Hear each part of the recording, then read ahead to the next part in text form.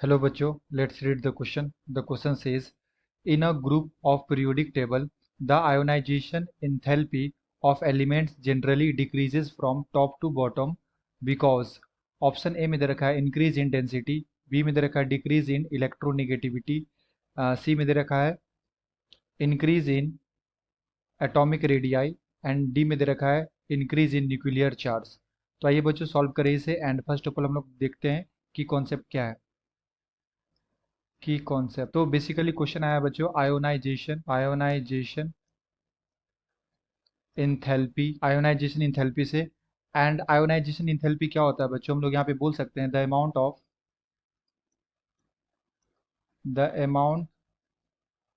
Of energy required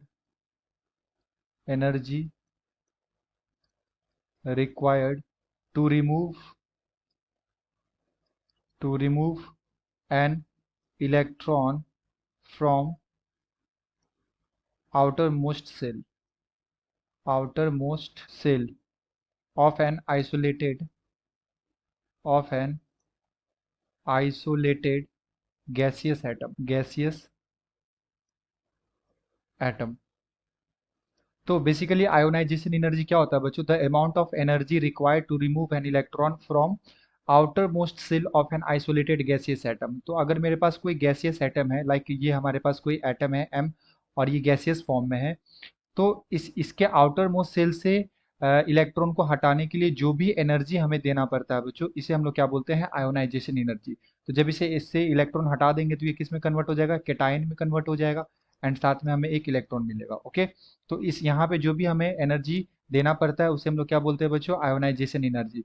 and अगर मैं factor की बात करूँ तो जो हमारा आयोनाइजेशन एनर्जी होता है ये डायरेक्टली प्रोपोर्शनल होता है जेड इफेक्टिव के, यानी कि nuclear charge, and inversely proportional to size. तो जैसे जैसे जेड इफेक्टिव जो इफेक्टिव न्यूक्लियर चार्ज इंक्रीज होता है, इसका मतलब ये होता है कि हमारा जो एटम है उसका साइज क्या हो रहा है, डिक्रीज हो रहा है। ओके, एंड अगर साइज डिक्रीज हो जाता है तो इसका मतलब ये होता है कि जो अट्रैक्शन है between the outer most electron and the nucleus is very high. तो अट्रैक्शन फोर्स हाई हो जाता है एंड जब अट्रैक्शन फोर्स हाई हो जाएगा बच्चों तो ज़्यादा अमाउंट में एनर्जी प्रोवाइड करना पड़ेगा इस इलेक्ट्रॉन को यहाँ से रिमूव करने के लिए। इसी वजह से साइज पे ये इन्वर्सली प्रोपोर्शनल होता है।